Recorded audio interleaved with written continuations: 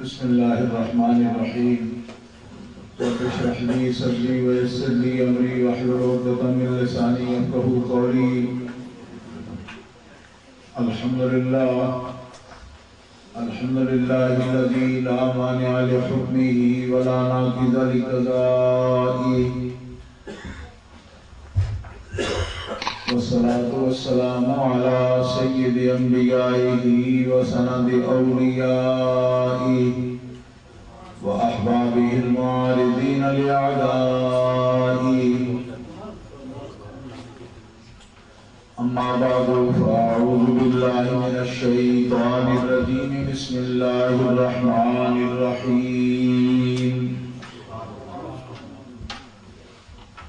إن أول بيت وضع للناس الذي ببكة مباركا وهدى للعالمين، فيه آيات بينات مقام إبراهيم، ومن دخله كان آمنا، ولله على الناس حج البيت من استطاع إليه سبيلا، ومن كفر فإن الله غني عن العالمين. صدق الله العظيم. إن الله وملائكته يصلون على النبي يا أيها الذين آمنوا صلوا عليه وسلموا تسليما. الصلاة والسلام عليك يا رسول الله وعلى آلك وأصحابك يا حبيب الله. الصلاة والسلام عليك يا رسول الله وعلى آلك وأصحابك يا حبيب الله. الصلاة والسلام عليك يا رحمة للعالمين وعلى آلك وأصحابك يا خاتم النبيين. مولاي صل وسلم دائما أبدا على حبيبك خير الخلق كلهم، محمد سيد الكونين والثقلين والفريقين من عرب ومن عجم، فاق النبيين في خلق وفي خلق، ولم يضاهوه في علم ولا كرم، وكلهم من رسول الله ملتمس غرفا من البحر أو رشفا من الديم. منزه عن شريك في محاسنه، فجوهر الحسن فيه غير منقسم. ثم الرضا عن نبي بدر وعن عمر وعن علي وعن عثمان ذي الكرم. رب صل وسلم دائما أبدا على حبيبك خير الخلق كلهم. اللہ تبارک و تعالی جل جلالہ وعمر والہ وآزم شانہ کی حمد و ثنا حضور رحمت عالم نور مجسم شفیع معظم قائد المرسلین سید النبیین امام الاولین والآخرین جناب محمد مصطفیٰ احمد المصطفیٰ صلی اللہ علیہ وآلہ وآصحابہ وبارک وسلم کی بارگاہ اقدس و انور میں ہدیہ درود و سلام پیش کرنے کے بعد، معزز و محترم حاضرین، سامعین، اہل اسلام، اہل سنت و جماعت، عاشقان مصطفیٰ، محبان اولیاء، جامعہ رسولیہ اسلامک سینٹر مانچسٹر میں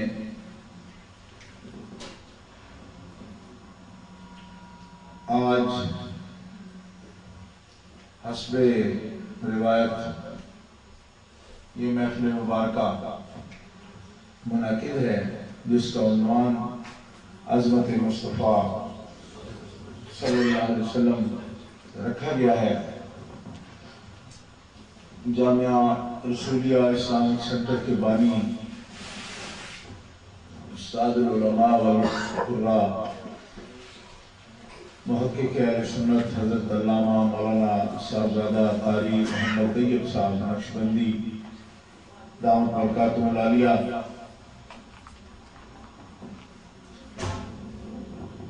محترم مکرم حضرت مولانا علامہ محمد بخش صاحب دامت برکاتہ العالیہ، انہوں نے بار بار مجھے تاکید فرمائی اور مسلسل رابطہ رکھا۔ اس محفل پاک میں آپ کے شہر کے اور گرد و نواح سے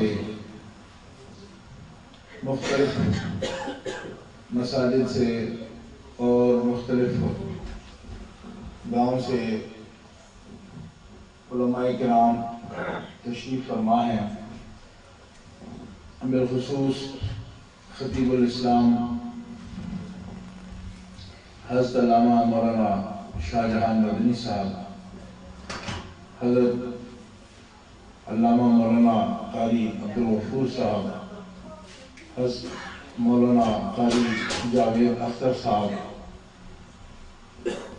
اور دیگر مقتدر علمی شخصیات اہل سنت و جماعت کے عمائدین تشریف فرما ہیں اور ان کی موجودگی مزید باعث برکت ہے۔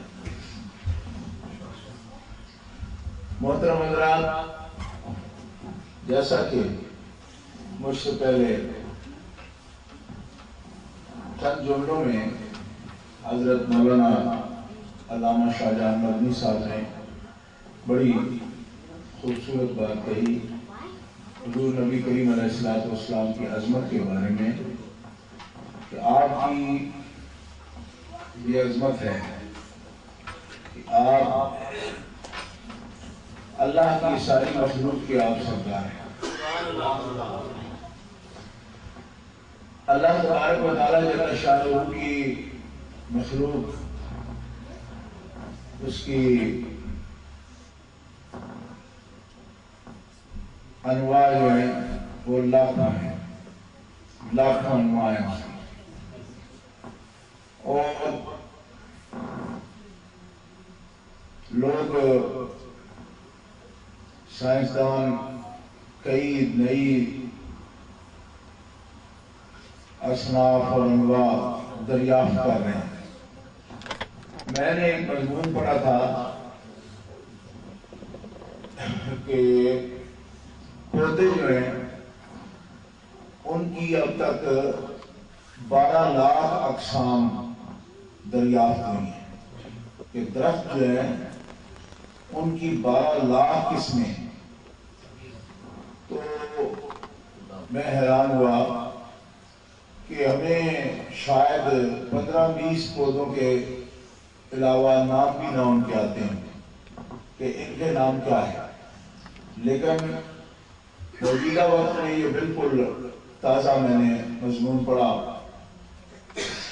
تو اس میں انہوں نے سائنسدانوں نے یہ لکھا کہ 12 لاکھ اقسام کے پودے ہیں، نباتات کی 12 لاکھ قسمیں ہیں جو ہم باقاعدہ ہماری گنتی میں آتے ہیں۔ تو اس اعتبار سے آپ اندازہ فرمائیں کہ اللہ کی مخلوق جو ہے اس میں گنوائیں اگر آپ جیسا کہ بعض میرے دوست مقررین جو ہیں وہ اقسام اس کی اشجار، احجار اور ہوائیں، فضائیں، یہ وہ، تو وہ بھی ٹھیک ہے، مطلب ایک پیرایا ہے بیان تھا، لیکن کہنے والی بات صرف اتنی ہے کہ اس کی لاکھوں قسمیں مخلوق کی، اس میں اللہ تبارک و تعالیٰ جل شانہ نے جنہیں عقل سے، علم سے اور شعور سے ان تمام صفات سے مزین فرمایا ہے، اس میں جنات ہیں اور ملائکہ ہیں اور انسان ہیں، اور ان میں بھی اللہ تعالیٰ جل شانہ نے پہلے زمین پر قرآن پاک میں جیسا معلوم ہوا، مفسرین فرماتے ہیں کہ زمین پر اللہ تعالیٰ جل شانہ نے پہلے جنات کو بسایا اور ان کو زمین میں اللہ تعالیٰ جل شانہ نے برکتیں دی۔ جنات زمین پر آباد تھے، تو جنات جو ہے وہ اللہ تبارک و تعالیٰ جل شانہ کی چاہت کے مطابق، اس کی مرضی کے مطابق انہوں نے زمین کو آباد نہیں کیا، بلکہ زمین کو اور ماحول کو برباد کیا، فساد کیا زمین کے اندر۔ حضرت عبداللہ ابن عباس رضی اللہ تعالیٰ عنہ آپ نے بیان فرمایا، آپ فرماتے ہیں کہ جب اللہ تبارک و تعالیٰ جل شانہ نے انسان کے بنانے کے بارے میں فرمایا اور انسان کو اپنی خلافت عطا فرمانے کا حکم فرمایا، تو ملائکہ نے کہا کہ یا اللہ قالوا اتجعل فيها من يفسد فيها ويسفك الدماء ونحن نسبح بحمدك ونقدس لك، کیا تو اسے خلافت دینا چاہتا ہے اور اسے تو اپنا نائب بنانا چاہتا ہے جو زمین میں فساد کرے گا اور خون بہائے گا؟ تو اللہ تعالیٰ جل شانہ نے فرمایا انی اعلم ما لا تعلمون، میں جانتا ہوں تم نہیں جانتا۔ حضرت عبداللہ بن عباس فرماتے ہیں کہ حضرت آدم علیہ السلام تو پہلے انسان تھے، پہلے ان سے پہلے تو انسان ہی نہیں تھا۔ جب وہ پہلے انسان تھے تو ابھی فرشتوں کو تو کوئی تجربہ ہی نہیں تھا کہ انسان کیا کرے گا، کیونکہ جب وہ پہلے ہی ہے، پہلے کوئی ماحول ہی نہیں ہے اس کا، پہلے زمین پہ وہ آئے ہی نہیں، تو فرشتوں نے کیسے بڑی تسلی کے ساتھ کہہ دیا کہ یسفک الدماء، وہ خون بہائے گا؟ کیسے بہائے گا، کیا کرے گا؟ ابھی تو پہلی چیز ہے، اس سے کوئی تجربہ ہو لے، کوئی مشاہدہ ہو لے، پھر بات ہوتی۔ اور ملائکہ میں جو بڑے عالم ہیں وہ بولے نہیں اس بات پر، یعنی حضرت جبریل امین کی یہ بات نہیں ہے، کان سارے بولنے کا مطلب یہ ہے کہ خاص علم بھی نہیں کہ مستقبل کا منصوبہ پڑھ چکے ہیں وہ، کیونکہ عوام ملائکہ جو ہے وہ ایسے علوم کو نہیں جانتے۔ حضرت جبریل امین کے بارے میں بات ہو، بڑے بڑے ملائکہ کے بارے میں بات ہو، لیکن قال و تجعل یہ بتاتا ہے کہ کوئی ایک فرشتہ نہیں بولا بڑا، بلکہ سارے بولے، تو مساعد کرے گا۔ معلوم یہ ہوا کہ ملائکہ سب کو پتا تھا کہ یہ فساد کرے گا، سب کو پتا تھا اس بات کا کہ یہ فساد کرے گا، لیکن یہ خاص بات ہے حضرت عبداللہ ابن عباس کو سب کو کیسے پتا تھا؟ سب تو اس طرح معلوم ہو سکتے ہیں سارے ملائکہ نے پہلے تو منظر ایسا دیکھا ہو، تو تب ہے سب کو ایسی بات کیسے معلوم ہے؟ متفق اللسان ہو گئے اس بات پر کہ یہ جھگڑا کرے گا، بہت بڑا فساد کرے گا، خون بہائے گا یہ، حالانکہ یہ پہلا ہے، ابھی اس سے پہلے تو وہ انسان آئے ہی بنے ہی نہیں، پھر کیسے معلوم ہو گیا ان کو؟ یہ بات ہے قابل توجہ۔ حضرت عبداللہ بن عباس فرماتے ہیں کہ دراصل بات یہ ہوئی کہ جو انسانوں سے پہلے زمین پر اللہ تعالیٰ نے جنوں کو بسایا، اور جن جو ہے نا ان کے اندر وہی طاقتیں تھی جو انسانوں کے اندر ہے، تو ملائکہ نے اس پر قیاس کیا، کیوں کہ جنات کو بھی اللہ تعالیٰ نے غضب بھی عطا فرمایا، ان کے اندر غضب کی طاقت بھی تھی، شہوت کی طاقت بھی تھی، اور ان کے اندر عقل کی طاقت بھی تھی۔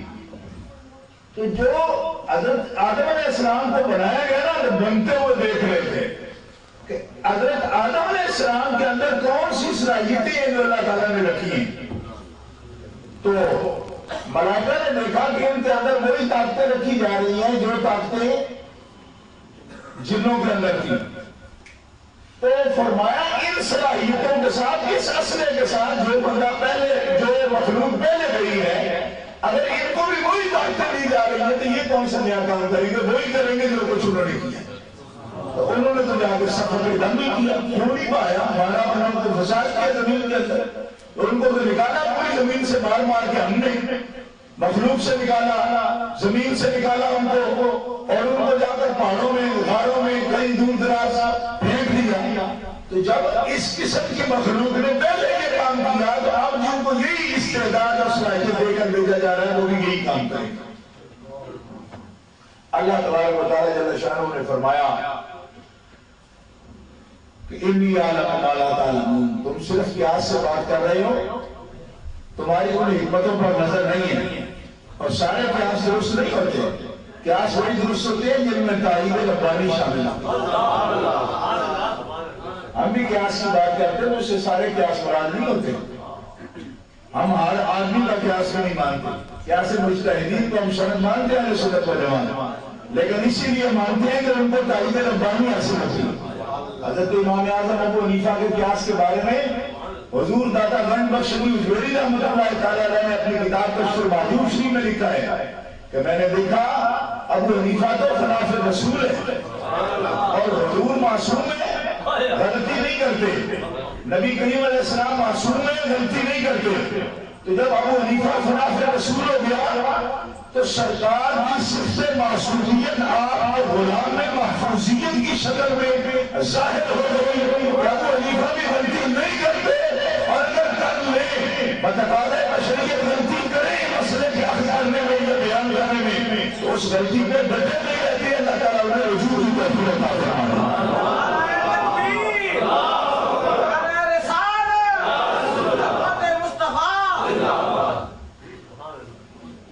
تو گرامی قدر حضرات، اب یہ معلوم ہوا کہ ایک خاص بات جو اس سے معلوم ہوئی اس پر آپ توجہ فرمائیں گے، کیا کہ انسان کے معاملے میں یہ قیاس کرنا کہ انسان کی تخلیق کس سے ہوئی، انسان کیا چیز ہے، یا اندازے سے ایک روایت کے طور پر اس کے بارے میں کوئی حکم لگانا کہ چونکہ یہ ایسا ہے یہ ایسا کرے گا، بندہ ہے اور بندہ کیا ہے؟ فلاسفہ علماء بیان کرتے ہیں کہ الانسان مرکب من الخطاء والنسیان۔ اب کوئی کہے جی انسان خطا کا پتلا ہے، کیوں؟ کہا جاتا ہے انسان خطا کا پتلا ہے، کیوں کہ مرکب من الخطاء والنسیان، وہ بھول چوک سے بنایا ہے، اس کی فطرت میں یہ چیز داخل ہے۔ لیکن انی اعلم ما لا تعلمون، یہ حکم یہ بتاتا ہے کہ بھائی جنات کی طرح یا فرشتوں کی طرح صرف انسان کے مادہ تخلیق پر یا اس کی فطرت پر کسی چیز کو قیاس نہیں کرنا، اور ہر انسان کی عظمت کو دیکھتے ہوئے صرف اس کی فطرت نہیں دیکھو، صرف یہ نہیں دیکھو کہ اس کی نشہ کس سے ہوئی ہے، کن عناصر سے اس کی ترکیب ہوئی ہے، فرمایا کچھ انسان ہے انسانی شکل میں، مگر انی عالم ہوں، ان کی عظمت کو میں ہی جانتا ہوں، فرشتوں تم بھی نہیں جانتا۔ لہذا بات اگر سمجھ میں آئی جو کچھ میں نے عرض کیا تو غور فرمائیے۔ فرمایا ملائکہ انسانوں کے بارے میں تمہارا قیاس بھی درست نہیں، تمہارا قیاس بھی درست نہیں، ہاں ہوگا ایسے جب ان کے اندر غضب کی قوت ہے، اشارت کی قوت ہے ان کے اندر تو فساد کو کچھ کریں گے، ہو سکتا ہے، لیکن یہ ضروری نہیں کہ وہ فساد ہی کریں، انہی میں سے ہوگا جو مصلح اعظم ہوگا۔ تم کیسے فساد کرتے؟ فساد کرے گا لیکن ان میں وہ بھی ہوگا اس کنتم آدان فالف بین قلوبکم فاصبحتم بنعمتہ اخوانا۔ یہ کیسے ہو سکتا ہے؟ یہ کیسے ہو سکتا ہے؟ فرمایا انی اعلم، یہ میں جانتا ہوں، یہ تم بھی نہیں جانتے۔ انسان کی عظمت کا جو پہلو ہے اس پر تمام حضور اگر ملائکہ کو بھی نصیب نہیں، جب ملائکہ کو نصیب نہیں تو بڑے کھلے قسم کے بشر کیا جانے کہ انسان کو اللہ نے کیا عظمت عطا۔ آپ نے اس بات کو نہیں سمجھا، پیار سے کہہ دیجیے سبحان اللہ۔ جاتی میں نے کہا وہ کھلے بشر کون سے ہیں جو حکم لگاتے ہیں؟ کیا وہ حضور تم جیسے ہیں؟ میں کہا ہم جیسے کی تو کوئی ضرورت ہی نہیں تھی، ہم جیسے کی بھی کوئی ضرورت تھی، ہم جیسے تو کروڑوں ہیں بھائی، اس کائنات کو ہم جیسے کی کوئی ضرورت نہیں تھی، اس کائنات کو حضور کی ضرورت تھی۔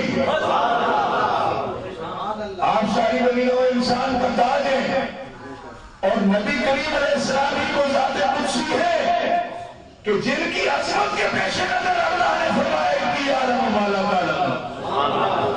حضرت عبداللہ ابن عباس فرماتے ہیں ملائکہ کو یہ جو جواب ملا نا انی عالم مالا تعلمون، تو یہ ہماری وجہ سے نہیں ملا، یہ حضور کی وجہ سے ملا۔ تو تم یہی دیکھ رہے ہو یہ فساد کرے گا، ارے میں دیکھتا ہوں کیونکہ میرا علم ازلی ہے، میں جانتا ہوں، ملائکہ تم بھی نہیں جانتے، ساری کائنات کا مصلح اعظم بھی انہی میں پیدا ہوا۔ اس کنتم اعداء فألف بین قلوبکم فاصبحتم بنعمتہ اخوانا وکنتم علی شفا حفرۃ من النار فانقذکم منها۔ یہ اس کی شان ہے۔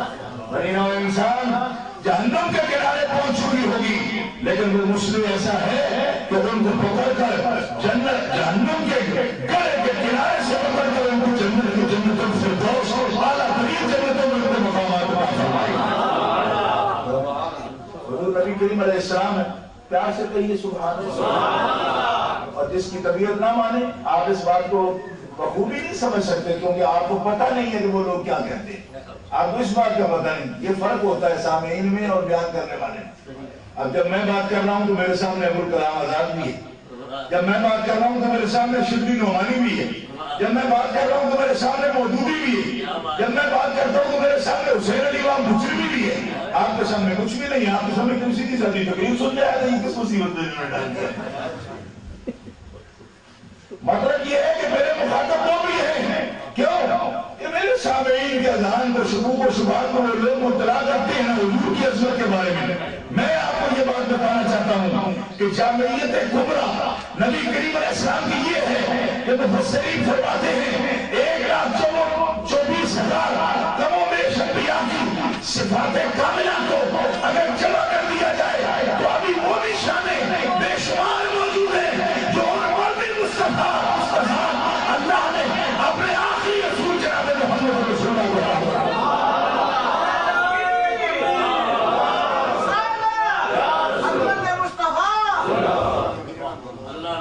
کمالات بے شمار ہیں، فضائل بے شمار ہیں، محاسن لامحدود ہیں مخلوق کے اعتبار سے۔ یہ جملہ بھی سنو، لا یحدو مخلوق کے اعتبار سے محاسن بھی لامحدود ہیں، اور ذات ایک ہے جناب محمد رسول اللہ کی۔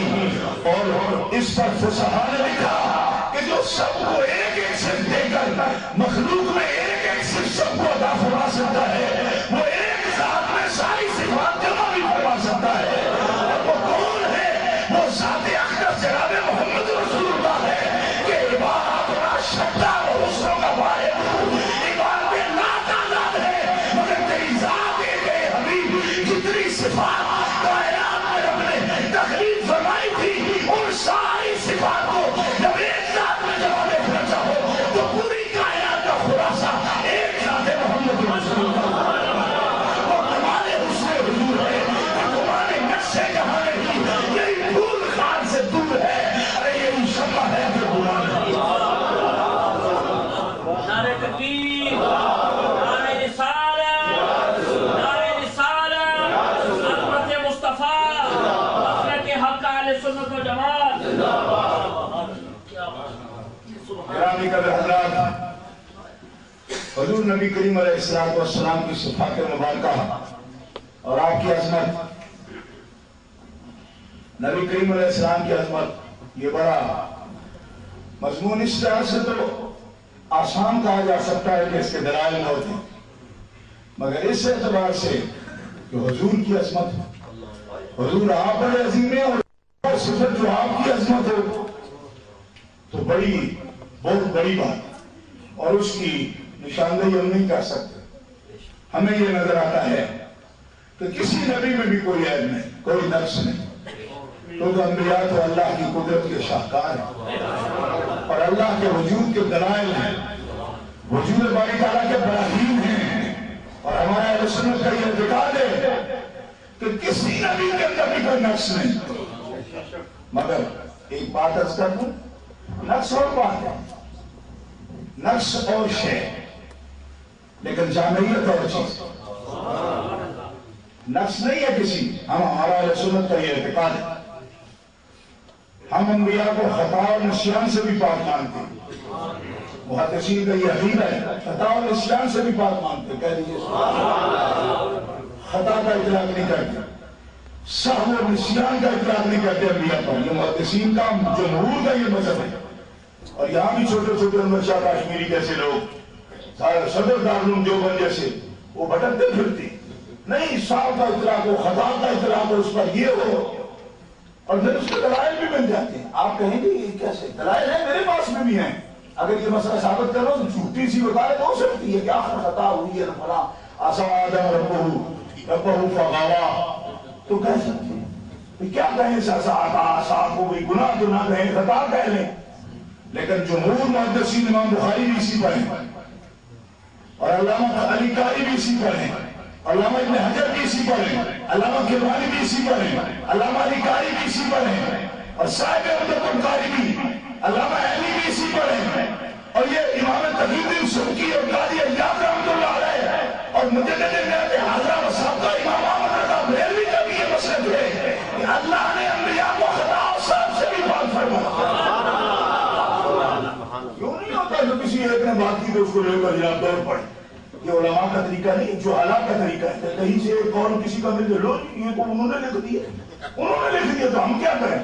جمہور کا مذہب پیش کرو، کیونکہ ہم 1400 سال بعد پیدا ہوئے ہیں. ہم صرف آراء پیش نہیں کرنے، ہمیں تجزیہ پیش کرنا ہے. آراء پیش کرنی، یہ تو ہر کسی کو کوئی نہ کوئی مذہب مل جاتا ہے.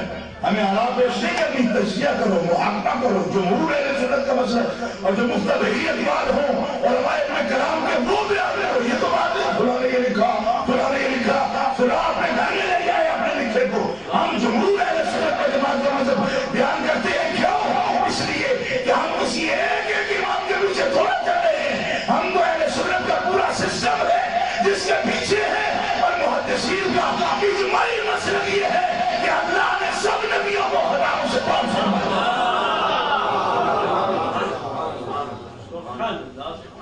گرامی قدر حضرات، انبیاء کرام علیہ السلام، دیکھیے میں نے کیا عرض کیا آپ کے سامنے.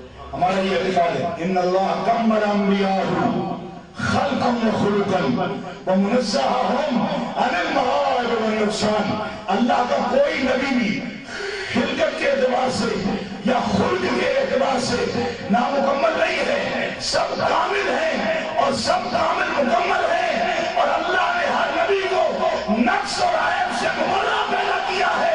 مگر محدثین کا یہ بھی متفق علیہ مذہب ہے کہ سارے انبیاء کے اخلاق کرو، سارے انبیاء کی تخلیقی، جہاں سارے انبیاء کے کمالات کی انتہا ہوتی ہے وہاں سے محمد عربی کے کمالات کی ابتدا ہوتی ہے. اور جو سے کہیے سبحان اللہ. آپ تقریر پر دھیان نہ دینا، آپ مضمون پر دھیان دیں. میں نبی پاک کی تعریف کر رہا ہوں، زبان سے پیار سے کہیے سبحان اللہ، زبان سے نہیں دل سے بھی کہیے سبحان اللہ. اس لیے کہ اگر کوئی صرف لیکچر سننا ہو، یہ اس پتھر کی کوئی تعریف کر رہے ہیں تو سبحان اللہ کہنے کی کوئی ضرورت نہیں. جب تعریف محبوب کی ہو تو پھر تقریر میں بھی گم ہونے کی ضرورت نہیں. مولانا کہہ دو سبحان اللہ، کیونکہ وہ سب جو کہہ دوں ہے وہ ضائع ہو جائے تو مضمون کا مطلب ہی کوئی نہیں. میں مضمون سنایا آیا ہوں آپ کو، یا یہ بتانے آیا ہوں کہ مجھے فکری معلومات ہے اس بارے میں نہیں ہو. عائشہ و اللہ اگر یہ بتانے آیا ہوں تو مجھے ایمانی نصیب نہ ہو. میں تو نبی پاک علیہ السلام کا مرتبہ اور آپ کی رفعت شان صرف اس نیت کے ساتھ کہ اللہ تعالیٰ ہمارے قلوب میں آپ کی عظمت کو اجاگر کرے. گرامی قدر حضرات، انبیاء کرام نقص سے پاک ہے، لیکن جو جامعیت حضور کو ملی ہے، جو جامعیت حضور کو عطا فرمائی گئی، اس کی کوئی مثال پہلے نہیں ملی. مثال کے طور پر ابھی جو میلاد ہوئی ہے حضرت عیسیٰ علیہ السلام، بڑے پیغمبر ہے بھائی حضرت عیسیٰ علیہ السلام، اس میں کوئی شک نہیں. اور ہمیں کوئی انجیل سے پوچھنے کی ضرورت نہیں.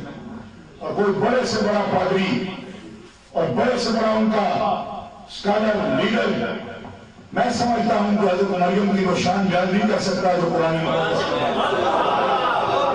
ان سے پوچھیں گے ان کا نام بھی سیدھا نہیں آتا. ارے کیا بولتے رہتے ہیں. اور اتنے سے فوٹو بنا کے انہوں نے دکانوں میں بھی رکھے ہوئے ہیں. اندازہ کرو کہ کتنی بے عزتی اور توہین کی بات جی. یہ توہین ہے، آپ سمجھ سکتے ہیں. بخدا اگر نبی کریم علیہ السلام کی شبیہ مبارک چھاپی جائے نا، بنائی جائے، آپ یقین کریں کہ ہزاروں لاکھوں کروڑوں اولیاء کاملین ہیں جو اس وقت پر ہمیں یقین کریں ہم پر نفرین اور لعنت کریں گے. کیوں؟ اس لیے کوئی شبیہ ان کی طرح کی ہو نہیں سکتی. تو شبیہ ان کی طرح کی نہیں ہو سکتی تو دلوں کا قبلہ بدل جاتا ہے. میں ایک چھوٹی سی مثال عرض کروں گا. لوگ سمجھتے ہیں کہ شاید مولوی یار ہٹ جاتی ہے یار بات پر ان کو پتہ ہی نہیں ہے. اس سے تو بڑی تبلیغ ہوتی ہے. لیبیا میں بھی ایک فلم بنائی تھی. لیبیا نے ایک فلم بنائی دی میسج. کبھی دیکھی ہوگی آپ. دی میسج فلم بنائی تھی اسلام کے بارے میں. اس میں حضرت بلال کا فوٹو بھی دیکھا. جب کہ میں نے فوٹو دیکھا تب تو میں یقین کریں بے مزہ ہو گیا.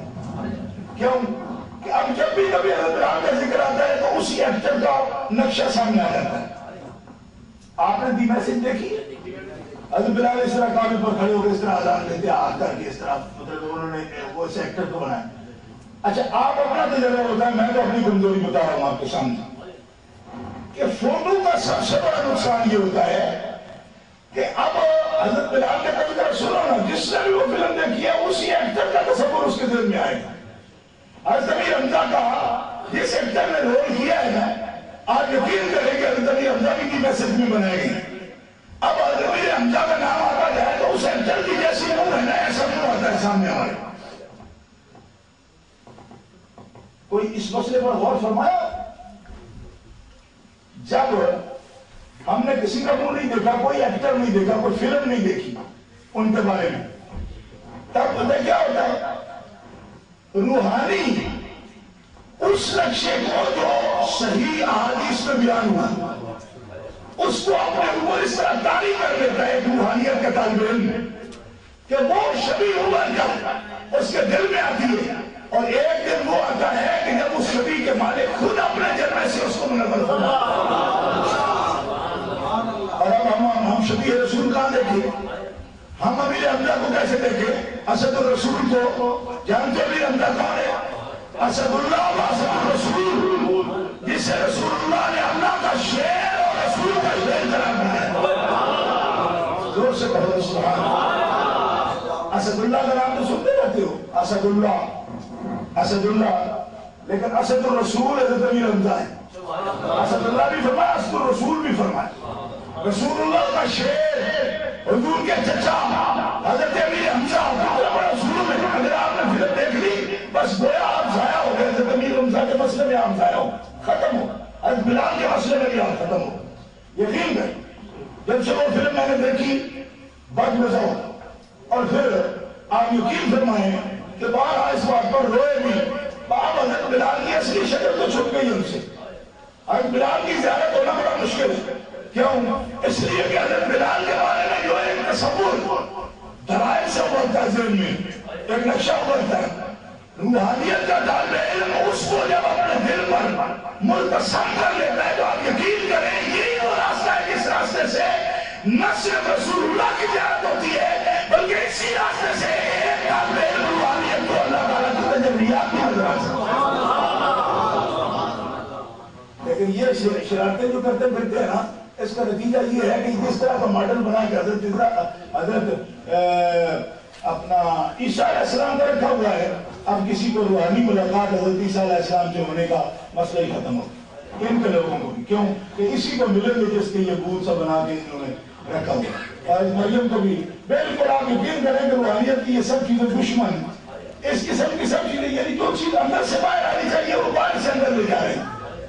اب وہ مسئلہ ختم ہو گیا. میں کہنا یہ چاہتا تھا کہ ان لوگوں کو کیا پتا کہ حضرت مریم کی کیا شان, کیا تقدس ہے حضرت مریم, کیا تقدس ہے. نبی علیہ السلام نے جن کے بارے میں فرمان ہے, فرمایا مرد بہت سے کامل ہوئے ہیں لیکن عورتیں بہت کم کاملہ ہوئی ہیں. فرمایا کاملہ عورتوں میں حضرت مریم بنت عمران ہے. فرمان زور سے کہہ دو سبحان اللہ. کل میں ضیاء الرحمن فاروقی کی تقریر ایک آدمی نے مجھے سنائی. سپاہی صحابہ کا صدر ہے, مر گیا بیچارہ. وہ کہہ رہا تھا کہ جو لوگ کہتے ہیں کہ حضرت خدیجہ کبریٰ ام ہیں وہ غلط کہتے ہیں, غلط کہتے ہیں میری کاملہ عورتوں. تو مجھے اس کے تعصب پر اتنا افسوس ہوا, آپ یقین کریں رونا آ گیا مجھے. مذہب اپنی اپنی جگہ لیکن اتنا کھلا جھوٹ بولتے ہوئے لوگوں شرم کیوں نہیں آتی؟ یعنی کہ فرقہ الگ ہونے کا مطلب یہ ہے کہ صحیح احادیث باتوں کو اس طرح کا بالکل چھوڑ دیا جائے گا. نہیں حضرت خدیجہ کا نام نہیں لینا. نبی کریم علیہ السلام نے فرمایا کہ فرعون کی بیوی آسیہ، حضرت آسیہ امرأت فرعون اور مریم بنت عمران اور خدیجہ بنت خویلد اور فاطمہ بنت محمد رسول اللہ کی بیٹی حضرت فاطمہ الزہرا، رسول اللہ کی بیوی حضرت خدیجہ الکبریٰ، اور ایک حدیث مبارکہ میں حضرت عائشہ الصدیقہ فرمایا جو چند عورتیں کاملہ ہوئی ہیں وہ یہ ہیں کہ جن کے بارے میں قرآن نے یہ بھی کہہ دیا لیس الذکر کالانثیٰ، ارے یہ تو وہ عورتیں ہیں کوئی مرد بھی ان کے مقابلے میں نہیں ہوتا.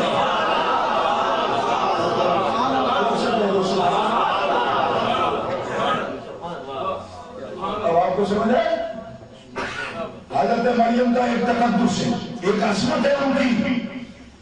ان اللہ اصطفاک وطہرک واصطفاک علی نساء العالمین. توجہ ہے نہیں حضرات؟ ان اللہ اصطفاک، ابھی آپ کے سامنے علامہ مدنی صاحب نے مصطفیٰ کا معنی بیان کیا نا، منتخب ہوتا ہے جی.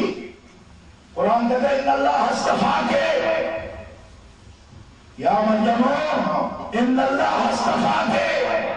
میں قربان جاؤں پوری انجیل میں ایسی آیت نہیں ملے گی. ان لوگوں کو کیا پتا ادھر سے لکڑی کی مریم بنا کے رکھی ہوئی تو ایسے دماغوں پر شرم ہی نہیں آتی. سمجھتے یہ مولوی کیا جانے، یہ تو نیا طریقہ ہے. میں کہا نیا طریقہ ہے وہ پرانے، یہ نئے طریقے تمہیں بنانے کی کیا ضرورت ہے؟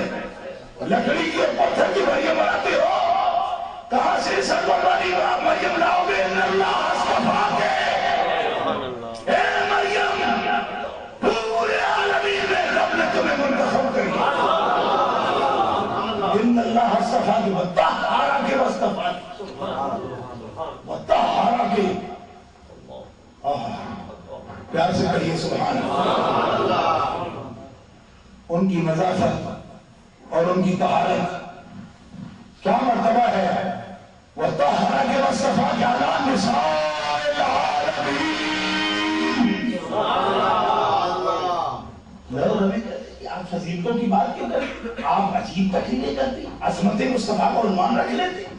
آپ علامت توحید کا عنوان نہیں رکھتے. آپ بندوں کی عظمت بیان کرتے ہیں. میں نے کہا مولوی صاحب آپ کو کیا بیماری ہے؟ یہ کیا لفظ ہے؟ وطہرک واصطفاک علی نساء العالمین. علی نساء العالمین، سارے جہانوں کی بیویوں عورتوں کی سردار ہے حضرت مریم. آہستہ بول کے آپ نے کوئی کام نہیں کیا، زور سے کہو. میرا کوئی عذر نہیں ہے آپ کے سامنے، میرا سر درد کرتا ہے، اور اگر خدا نہ خاصہ میرے ساتھ اس وقت کو حادثہ پیش آ جائے تو ڈاکٹر کہہ سکتے ہیں کہ تم نے خودکشی کی. میں 22 پوائنٹ پر آج دن 12 بجے میرا 22 پوائنٹ شوگر ہے میری آج. تو کہنے کا مقصد یہ ہے کہ میں اس کے باوجود بغیر کسی پر احسان کے، میں ان کی تعریف اس لیے کر رہا ہوں کہ میں تو ان کا نوکر ہوں، میرا کام ہی ہے. آپ پر نہ احسان ہے میرا، نہ ان منتظمین پر کوئی احسان ہے. میں جن کے لیے بول رہا ہوں انہی کے لیے بول رہا ہوں، اور اسی جذبے سے آپ کو بلانا بھی چاہتا ہوں. آپ کو ایسی تکلیف نہیں ہے، اللہ آپ کو اور شرط عطا فرمائے. جب آپ شرط میں بیٹھے تو پیار سے کہیے سبحان اللہ.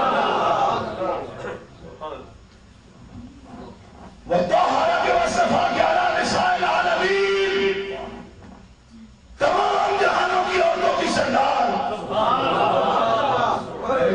تمہارا تو دل کرے گا کہ ہم اپنی کسی عورت کو بھی کہیں گی نہیں وہ ان کی مثل ہے، ان کی مثل ہے. میں نے کہا اس طرح مثل کہنا آسان ہے، کیوں کہ تم سے پوچھیں گے وہ کیسے مثل ہے تو تم کہو گے ان کو 2 ہاتھ ہیں، ان کی 2 آنکھیں ہیں. میں نے کہا فٹیچرا اس طرح مثل نہیں ہوتی. مثل تب بنتی ہے کہ جس وصف میں ان کو کمال ہے اس وصف میں اگر کوئی شریک ہو تو تب بات ہوتی ہے. اب کہتے ہیں یہ 2 ہاتھ ہونے میں شریک ہے، تو میں نے کہا اس طرح کہ کس پر کوئی شریک کیوں نہیں ہے؟ اس طرح تو اللہ کے بھی شریک ہے. اللہ کہتا میں مومن ہوں. هو الله الذي لا اله الا هو الملك القدوس السلام المؤمن الجبار المتکبر.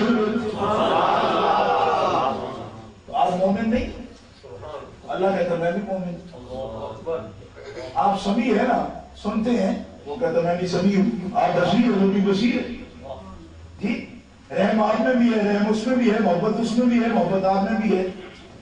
کسی صفت میں مشارکت، لیکن جہاں امتیاز کی بات ہے اس میں آپ شریک ہیں. محبت میں بھی آپ وصف ہے، محبت میں بھی آپ. جہاں امتیاز ہے وہاں شریک نہیں ہے.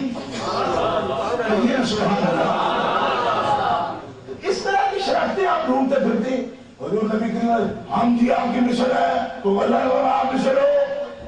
میں نے کہا اللہ نے اس لیے فرمایا کہ یہ وجہ بتانی تھی کہ تم الہ نہیں ہو. اللہ نہیں ہے، اللہ نہیں. تو جس ضرورت کے ساتھ میں بات کی گئی اسی ضرورت پر اس کو بند رکھو. تم کس بنیاد پر کہو گے؟ ہم اس بنیاد پر کہتے ہیں بشر مثلکم کہا گیا، الہ نہیں ہے حضور. یہ صرف تواضع ہے حضور کی، صرف تواضع الہ نہیں ہے. اب وہ کہتے ہیں جی صاحب عورتیں عورتوں کی طرح ہی ہوتی ہیں. تو حضرت مریم بھی عورت ہے، ہماری اماں بھی عورت ہے. اماں کے تو اتنے قائل ہی نہیں ہے. نبی صاحب اور دھارمی صاحب صاحب جو ہے مرتے ہوئے بھی شوق عجیب بھی تھے ان کے. بارک دفعہ کرو اس بات کو. میں یہ کہنا چاہتا ہوں کہ گنگوئی صاحب ساری کائنات کی عورتیں بھی مل جائیں کیا حضرت مریم کی شان کو پہنچ سکتی ہے؟ آپ ڈھونڈیں گے ان کے بال تھے، بال ہوتے ہیں عورتوں کے. جی ان کے ہاتھ تھے، ہاتھ ہوتے ہیں عورتوں کے. پاؤں تھے، پاؤں ہوتے ہیں عورتوں کے. مہنگا پڑے مارا مشارکت اس بات میں ڈھونڈتا ہے وہ بات ڈھونڈ جس کی وجہ سے ہم نے ان کو کہا کہ اللہ نساء العالمین سارے جہان کی عورتوں کی سرکار ہے. یہ موضوع اگر کیا گزرا ہے صرف ہم رنگیوں کا رہ گیا ہے تو قرآن کیوں اس کو بیان کرتا ہے؟ تو ہمارے خلاف پروپیگنڈا کرتے ہیں روز آرمی نہیں آرمی شریف لوگ افواہ کی باتیں کرتے رہتے ہیں، ولیوں کی باتیں کرتے رہتے ہیں. ان کو پتہ ہی کوئی نہیں ہے بات کرنی کیا چاہیے. میں نے کہا ٹھیک ہے بھائی ہمیں کوئی پتہ نہیں، لیکن ہمیں یہ پتہ ہے کہ جو قرآن کا موضوع ہے وہ ہمارا موضوع ہے. اور اگر قرآن کوئی شے نہیں ہے تو پھر ہم بھی کوئی شے نہیں. کیوں؟ حضرت مریم کیا ضرورت تھی قرآن کو؟ کیا ضرورت تھی قرآن کو؟ ان اللہ اصطفیٰ کے مطہرہ کے مصطفیٰ کے حلال دعایا. حضرت مریم کی ضرورت کیا تھی؟ بھئی حضرت مریم کے لیے تو ان کا تو پورا چلہ ماں کا بھی بیان ہوا، ماں کا بھی پورا چلہ بیان ہوا، ان کی خوراک کا بھی بیان ہوا، ان کی کفارت کا بھی بیان ہوا، ان کے بڑھنے کا بھی بیان ہوا. اب بچیاں سارے جہان کی ہیں، بڑھتی ہیں. میری بھی بیٹیاں ہیں، چھوٹی ہیں، پیدا ہوئی پھر بڑی ہوئی پھر بڑی ہوئی. ان کی شادیاں کی الحمدللہ. تو سارے مراحل میں دیکھے مگر ہماری بیٹیوں کا بڑھنا قرآن کیا بیان کرتا ہے؟ اب بولو تو صحیح. اب قرآن تو کلام ازلی ہے، اللہ کے بندو اللہ کا کلام ہے. ہمارے الہ کو جس کا پیدا ہونا اور جس کا بڑھنا، جس کی نشو و نما ہمارے الہ کا موضوع ہو وہ ہمارا موضوع.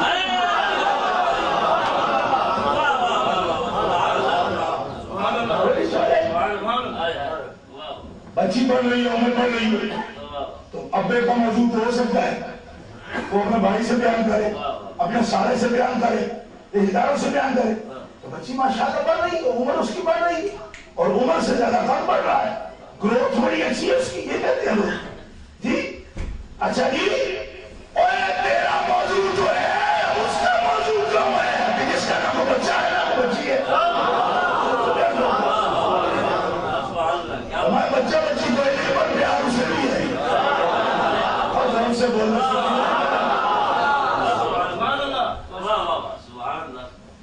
بیان ہوا نا. لیکن بڑا ظلم کرتے ہیں لکڑی کی مریم بنا کے رکھتے ہیں. بڑی توہین ہے یہ جی. یہ تو مثل بنا کے پیش کر دی انہوں نے. بے مثلوں کی مثل نہ لکڑی کا لوہا نہ پتھر. فرمایا ان کی مثل وہ خود نہ بنائے تم کیوں بناتے ہو؟ اور روحانی طور پر اس سے آدمی بھٹک جاتے ہیں. ایسی کوئی فلم آ بھی جائے تو کبھی مت دیکھا کرو. میں آپ سے یہ مشورہ آپ کو دے رہا ہوں. ایسی بات نہ دیکھو. بڑی بدبخت کی روحانی پیدا ہوتی ہے آپ یقین کریں. اور یہ جو فلمیں عام ہم دیکھتے ہیں، ٹیلی ویژن دیکھتے ہیں، فلم نہ بھی دیکھتے ٹیلی ویژن دیکھتے ہیں. روحانیت کے لیے یہ بھی سب سے بڑا دشمن، ارتکاب توجہ کا یہ سب سے بڑا دشمن ہے یہ ٹیلی ویژن. جس آدمی کو یہ دیکھنے کی عادت ہے روحانی ترقی کبھی نہیں کر سکتا. آپ یقین کریں کیونکہ اس کی توجہ نہ خدا کے نام پر ہو سکتی ہے نہ رسول اللہ کے چہرے پر ہو سکتی ہے. جب تک اعتقاد نہیں کر سکے گا تب تک اس کے سامنے چہرہ مبارک آئے گا کس طرح. یہ چیزیں دشمن ہے بالکل. ہاں جب اسلامی والے پیسے توڑ دیتے میں ان کا توڑو بے شک نہیں لیکن بریک ضرور دو, کوئی ضرورت نہیں. وہ کہتے توڑ دو مجھے کو 5-10 ہزار ٹی وی توڑ دو. میں کہتے توڑو نہیں لیکن یہ دیکھنا ضرور کم کرو, اس لیے کہ جتنے نقش دل میں جتنی شکلیں آتی جائیں گی زیادہ سے زیادہ سٹور ہو جائیں گی تو آخر اس کے اندر بھی تو ایک کیپیسٹی ہے نا, ایک حد ہے نا کہ جس کے اندر وہ چیزوں کو کیچ کر سکتا ہے. وہ ساری تباہی آپ نے فلموں سے اس کے اندر جگہ حضور کے چہرے کے لیے کہاں ہے.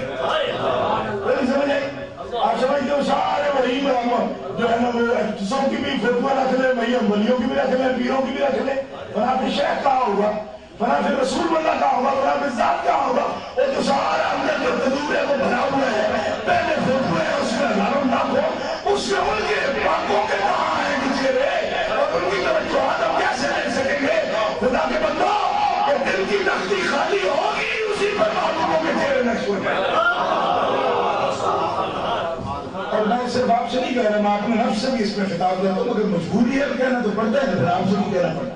خطاب و نفس کہتے ہیں ہمارے قرآن بزرگ بندوں کو کہتے ہیں کچھ نہیں, اے شخصا اے نفسا, اسی کو مخاطب کرتے ہیں اس لیے کہ کہیں وہ اپنا تزکیہ نہ کریں کہ اپنے آپ کو ان سے بلند رکھے. لیکن اے شخصا آج کل کی خطابت نہیں ہے. ہمارے حضرت شیخ سعدی رحمۃ اللہ علیہ جب کسی کو کہتے تو خطاب و نفس ہی کہتے ہیں, کہتے لوگوں سے لیکن اپنے نفس کو مخاطب کرتے ہیں. پرانا طریقہ یہ نہیں تھا کہ تم ایسا کرو, وہ کہتے تھے تو ایسا کر, تو ایسا کر. یعنی ہمارے صوفیاء جب تقریر کرتے تھے تو اس طرح نہیں کرتے تھے جیسے ہم مولوی کرتے ہوئے آپ سے کہیں گے آپ ایسا کر رہے ہیں, آپ وہ کہتے تو ایسا کر رہے ہیں, تو ایسا کر. پوری تقریر گھنٹے کی اپنے نفس کے خطاب میں ہی عوام کو بھی فرمایا کرتے ہیں. بہرحال کو ادب آداب ہے, سنا دیے ہم تذکرہ اس کا خطاب و نفس کریمہ بخش, بہرحال اس میں بھی کریمہ شریف میں خطاب و نفس موجود ہے. خطاب و نفس کا مطلب یہی ہے کہ سبق دوسروں کو بھی دینا ہے تو نفس اپنے کو ہی مخاطب کرے. تو ہم اس میں مخاطب ہیں, اللہ کے فضل و کرم سے بالکل ہم اس سزا میں مبتلا نہیں ہے کہ ہم جو تزکیہ رکھتے ہیں, اور نہ ہی کوئی ایسی بات ہے تزکیہ رکھتے بھی نہیں, لیکن جب ڈیوٹی ہے کہ بیٹھے ہم آپ کو سمجھانے پر تو اتنے بھی مجرم نہیں کہ جیسے آج ہی مجھے ایک آدمی بتا رہا تھا تو بیچارے کو مولوی صاحب بیان کر بیٹھے کہ میں تو بڑا گناہگار ہوں, صاحب وہ آپ کو پتہ نہیں ہے. تو کمیٹی والا رخصت کر دیا کہ ہم کو گناہگار کے پیچھے نمازیں پڑھیں گے. آج ایک آدمی مجھے بتا رہا تو مولوی صاحب اس طرح خطاب کا نفس کر رہے تھے اور تو بڑا گناہگار ہے, تو میں بڑا گناہگار ہوں. تو کمیٹی والوں نے 2 مہینے کی تنخواہ کر کے نا ہاتھ میں وہ لکھا حضرت آپ اتنے گناہگار ہیں تو میرا امام کو پیچھے سے نماز بھی نہیں پڑے. تو مطلب یہ ہے کہ کوئی سپر خلاف ہو تو آدمی کو کرے. جی آگے مطلب یہ سمجھے کہ اپنا ایف آئی آر کٹا رہی ہے اپنے پر, اسے کوئی کیا احترام بھی کرے کسی بات. گرامی قدر اللہ تعالیٰ یاد کر رہا عظمت ہوتی ہے اور اس کو بیان کرنا اللہ کو بھی پسند ہے. زور سے بولو. یہ عیسیٰ روح اللہ ہے جن کو رب روح اللہ کہتا ہے. روح اللہ, شیعوں نے کہا خمینی روح اللہ. آپ نے کبھی پڑھا آیت اللہ روح اللہ الخمینی؟ میں نے خود ظالموں یہ عیسیٰ علیہ السلام جیسا ہے, تمہاری مت ماری ہوئی آپ لوگوں کا میں کیا کروں. لوگ بھی میری فانشہ تیری بھی عادت ہے, تردید نہ کرے تو تیری لوگ کی نہیں ختم ہوتی. میں نے کہا بات آ گئی ہے نا, اس پر میں چپ ہوں نہیں تو میں کوئی اللہ کے بندوں کوئی ایسی گولیاں تو نہیں کھا رہا تو پکوڑ کے اندر کر دیں. جب روح اللہ عیسیٰ ہے اب روح اللہ تمہارا کون ہے؟ یہ روح اللہ آیت اللہ. میں نے کہا آیت اللہ تو حضرت عیسیٰ ہے, روح اللہ حضرت عیسیٰ ہے, کلمۃ اللہ حضرت عیسیٰ ہے, یہ ان کا نام ہے. تم نے کس کو بنایا؟ کس کو بنایا جی؟ قبر میں اترے بغیر جس کا پورا کفن میں اتار دیے, ننگے فوٹو چھپ گئے اس کے, روح اللہ ہے. میں کہا تمہاری عقیدت اگر یہ جیسے عقیدت مند مل جائے دشمنوں کی ضرورت کیا ہے؟ کفن اتار دیا اس بیچارے کا, کفن اتار دیا اس بیچارے کا. اور سنو انبیاء کو صحابہ کو گالیاں دیتا بکتا ہوا مرا, اس کا خطاب ہے روح اللہ. میں نے کہا بے حیا باش ہر سے خواہی کن, بے حیا بن جاؤ جو چاہے کرو, اور بے حیا بن جاؤ جو چاہے کرو, کوئی کچھ کہنے والا تو پھر نہیں نا. لیکن موشدہ بے حیا ہو عیسیٰ روح اللہ, لیکن روح اللہ ان کو کسی حوالی میں نہیں کہا یا کسی معتقد نہیں کہا, میرے دو مرید ساتھ ہو تو مجھے کہتے پھرے گی یہ تو حجت اللہ ہے، یہ فلاں ہے، یہ آیت اللہ ہے، یہ جائز نہیں ہے۔ مرتبہ دیکھو، اذ قالت الملائکۃ یا مریم ان اللہ اصطفاک وطہرک واصطفاک علی نساء العالمین۔ مقام دوسرا، ان اللہ یبشرک بکلمۃ منہ اسمہ المسیح عیسی ابن مریم وجیہا فی الدنیا والآخرۃ ومن المقربین۔ آہستہ نہیں کہنا، زور سے کہو۔ نام اس کا اللہ کا کلمہ، روح اللہ، اللہ کا کلمہ روح اللہ، عیسیٰ ابن مریم، بڑے پیغمبر ہیں بھائی، بڑے رسول ہیں شان والے، مردے کو ٹھوکر ماریں، پاؤں لگا دیں، مردے کو زندہ کر دیں۔ آہستہ زبان نہ کہنا ہے تو سنیوں کی مجلس میں بیٹھنے کا مطلب کوئی نہیں۔ آپ کو کیا پتا میں کیا بات کہہ رہا ہوں؟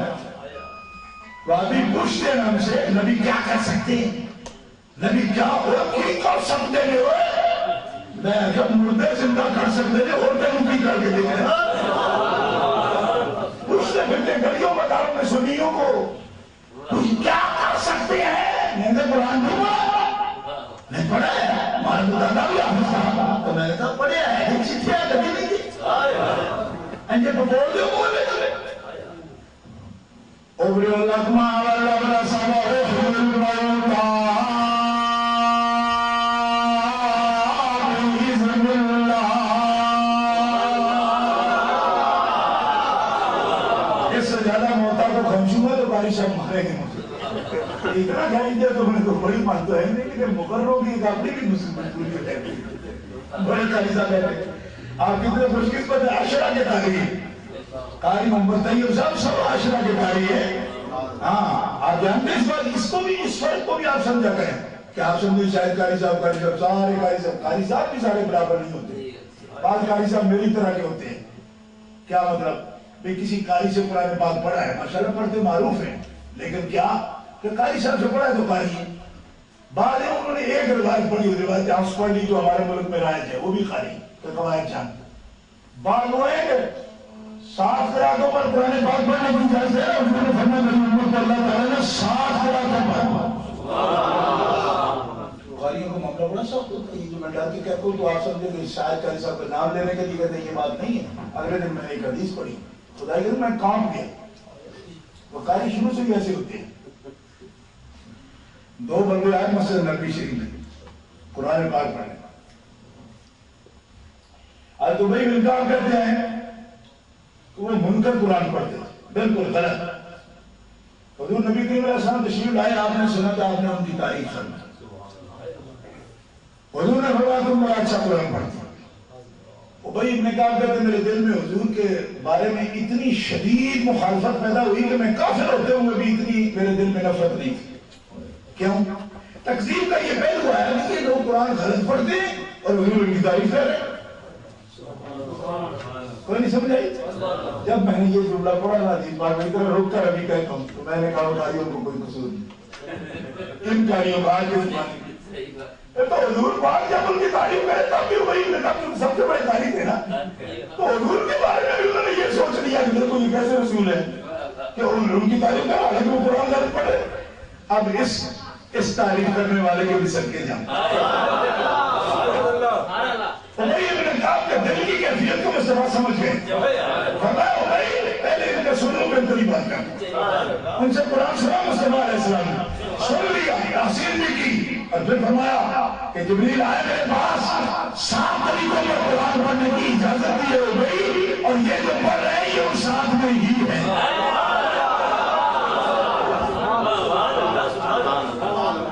بات سمجھ آئی کہ نہیں آئی؟ یہ حدیث پاک ہے بالکل صحیح حدیث، سیاستہ شریف میں موجود ہے۔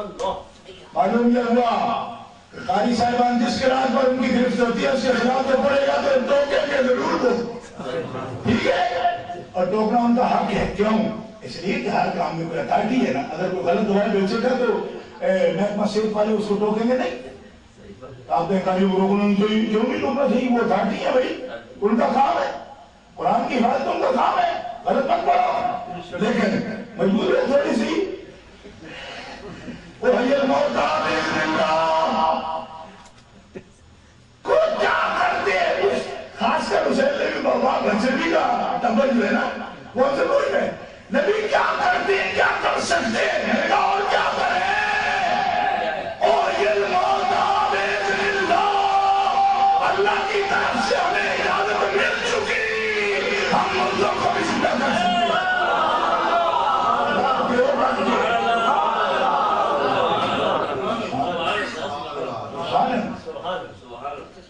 اور علم نبیوں بما تاکلون وما تدخرون فی بیوتکم, جو کھا کر آئے ہو میں وہ بھی بتا سکتا ہوں, اور جو دروگا چور آئے ہو گھر دنیا میں جو یہ چیزیں رکھ کے آ گئے ہو بھی بتا سکنا ہے گھر کے لیے وہ چیزیں رکھ کے.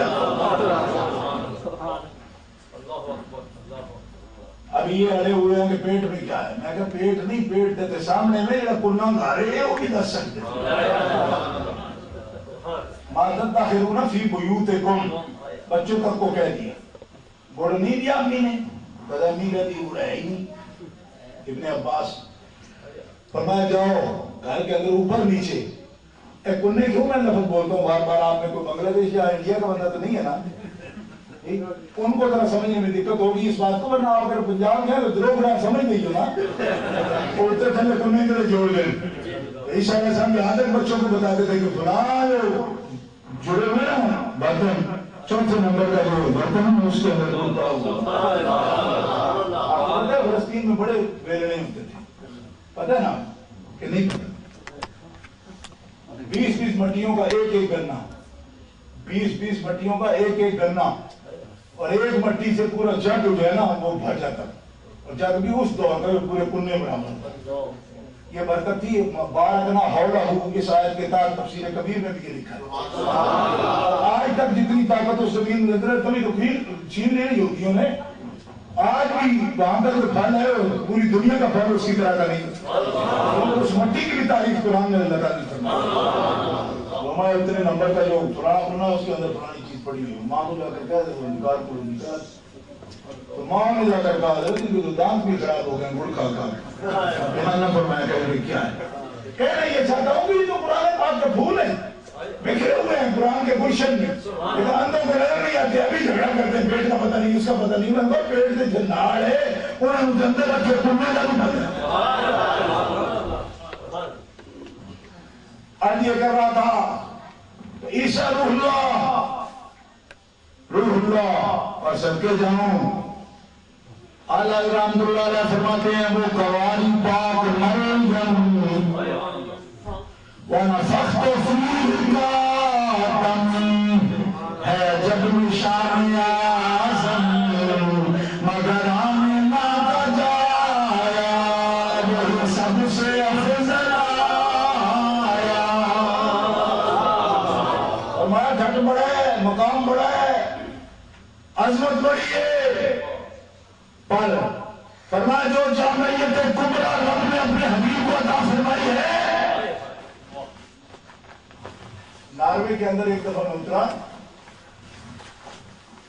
تو سنگل انٹری تھی میری, میں جا کے پھر واپس آ گیا ناروے, دن مارے 50 سیکنڈ. تو جو افسر تھا اس نے کہا آپ کی ڈبل انٹری نہیں ہے, آپ اب جا نہیں سکتے, آپ کا ویزا کوئی نہیں. میں نے فون کر دیا مسجد والوں کو, بہت سے آ گئے, وکیل بھی آ گئے, انہوں نے کہا جی اس کو لے جانا ہم نے ضرور ہے. انہوں نے اشتہار بھی سامنے رکھا, انہوں نے کہا اس کے تو قیادت میں جلوس نکالیں گے. افسر نے ایک بات کہی کہ آپ اتنے سارے مولوی ہو, سارے ایک جیسے, اس کو بھی اس طرح لگا ہم سارے ایک جیسے. انہوں نے کہا سارے ایک جیسے, اتنے سارے تو اس کے لیے کیوں لڑتے ہو میرے ساتھ, بندہ ہے 50-60 کا. اب وہاں جو ان کا ساتھ وکیل آیا اس نے بتایا کیا تھا, اس نے کہا جی بات اصل میں یہ ہے کہ یہ تو علماء ہیں سارے, لیکن یہ جو ہمارے رسول ہیں, پروفٹ ہیں, یہ ان کا فیملی ممبر ہے, یا مطلب آل رسول ہے. اب اس بات کو سنا نا, وہ عیسائی تھا اور ٹھٹک گیا. میاں رشید صاحب وہاں پہ وکیل ہیں اسلم, انہوں نے کہا یہ آل رسول ہے اور اس کی قیادت میں وہ ایسے وہ تو تحیر سے اس نے کہا کیا ہے آل رسول کی اولاد بھی ہوتی ہے؟ انہوں نے کہا ہاں ہوتی ہے، یہ تو رسول کی اولاد ہے، اسی لیے ہم اس کو لے جائیں گے، اگرچہ حافظ قاری مولوی اور بھی ہیں لیکن اس کو لے جانا اس لیے ضروری ہے کہ رسول کی اولاد بھی ہے۔ وہ کہا ہے ہوتے ہیں، ہمارے پراپرٹی میں تو کوئی نہیں۔ انہوں نے کہا یہی وجہ ہے نا تمہارے پراپرٹی کی تو شادی نہیں ہوئی، جب شادی نہیں ہوئی تو اولاد کیا ہوگی؟ میں اشارتاً بات اصل میں یہ کہنا چاہتا ہوں کہ اگر کوئی شادی شدہ مرد اپنے رسول کی سیرت کو دیکھنا چاہے تو عیسیٰ علیہ السلام تو شادی شدہ ہی نہیں ہے۔ اگر کوئی امتی بیٹیوں والا بیٹی رخصت کرتے وقت سنت دیکھنا چاہے رسول کی تو زینب رضی ام کلثوم فاطمہ کے ابا ان کی سیرت میں نظر آئے گا کہ بیٹیاں کیسے رخصت کی جاتی ہیں۔ حضرت عائشہ حضرت خدیجہ کے شوہر کی شان معلوم ہوگی کہ گھرداری کس طرح کرنی ہے۔ اسی لیے رب تعالیٰ نے پورے 30 بارے قرآن میں مردے زندہ کرنے والی ان کی بات لکھ دی، لیکن کسی امت کو یہ نہیں کہا کہ عیسیٰ کی ذات میں تمہارے لیے اسوہ حسنہ ہے۔ اگر مکمل حیات ہے یہ عظمت مصطفیٰ ہے، پوری کائنات کے لیے جامعیت کبریٰ کے ساتھ جس ہستی کو رب نے پیش کیا وہ محمد مصطفیٰ۔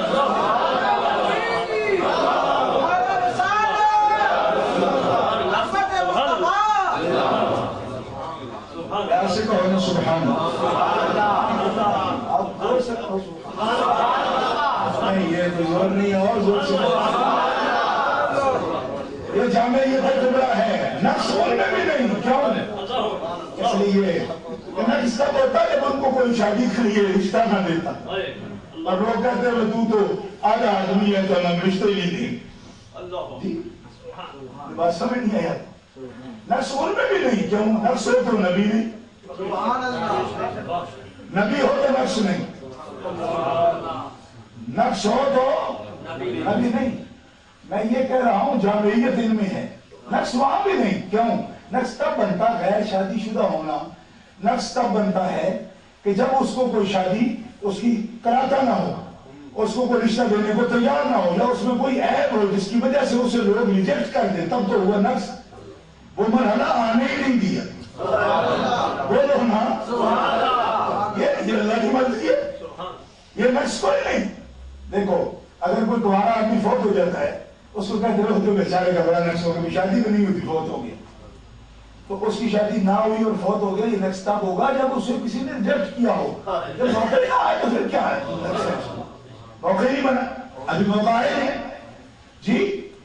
اور لے گئے حضرت عیسیٰ علیہ السلام، حضرت عیسیٰ علیہ السلام آپ فوت بھی نہیں ہوئے، آپ کو اللہ نے آسمان پر اٹھا، زور سے کہو، زور سے کہو۔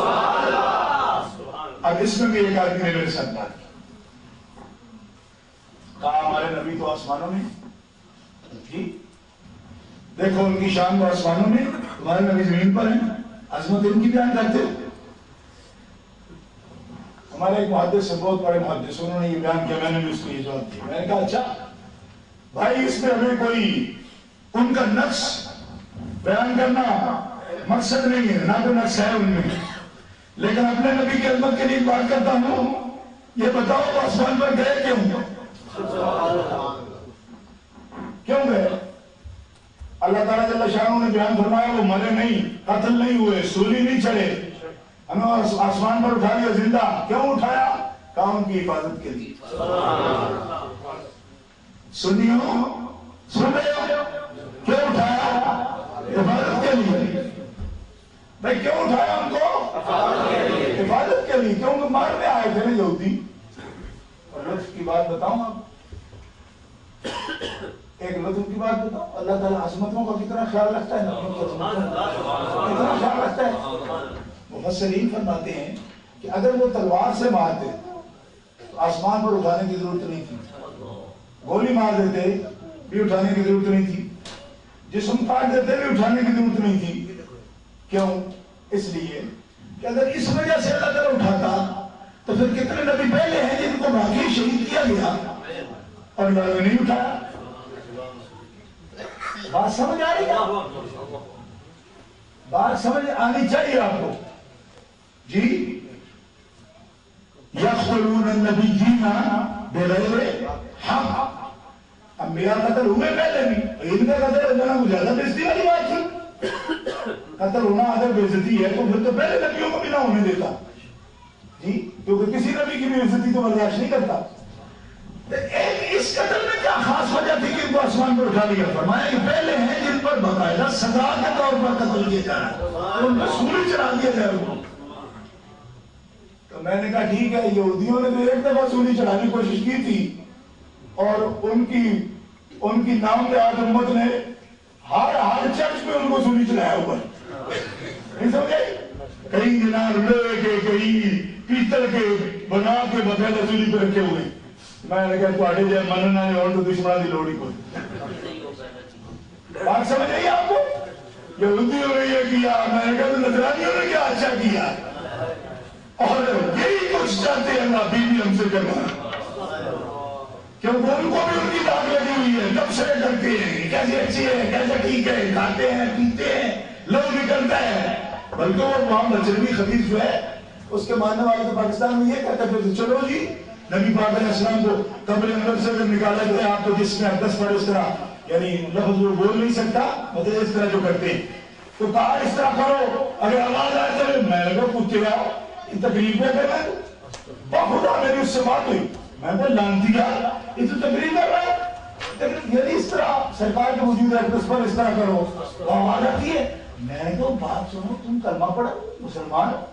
نبی پاک کی تو شان یہ ہے کہ اگر کوئی شخص ان کی جھوٹی مبارک کے ساتھ میں سلوک کر رہی ہو, آپ کو جسم کے ساتھ تم کہہ رہے ہو, تو 500 علماء ان کا فتویٰ وہ کافر ہے. لو قال للنبی غیر یغفر, جو جھوٹی مبارک کو جھوٹی نہیں کہہ رہے وہ بھی کافر ہے. اب بولو میں سنو, یہ عظمت ہے میرے آقا. آپ کی جھوٹی مبارک نالین پاک, یوں نہیں تعریف کرتے ہم لوگ. نالین پاک کی واقعی کی شان ہے, جو نالین پاک کو بھی یہ پتا ہو حضور کی نالین پاک ہو, اس کے بعد اس کا نام بگاڑ کے بولے وہ بھی کافر ہے. زور سے کہو سبحان اللہ. آپ تقریر سننے آئے ہیں یا اس طرح میرا منہ دیکھنے آئے ہیں؟ زور سے کہو سبحان اللہ. سنیے تھوڑا سا دعویٰ ہے ہمارا آپ پر بھی, جائز مقام پر بھی نہ بولو تو ہم کیا کہیں؟ زور سے کہو سبحان اللہ. حضور کی علم پر بات کرتے ہیں, حضور کے اختیار پر بات کرتے ہیں, ان کو کہتے ہیں کہ جس کا نام محمد علی ہے وہ کسی چیز کا مالک و مختار نہیں, تو پگلے, اور ان کی تو نالین پاک کی یہ شان ہے جس کو الٹا نام رکھ دے وہ بھی مسلمان ہے. تو کس گمان میں پھرتا ہے؟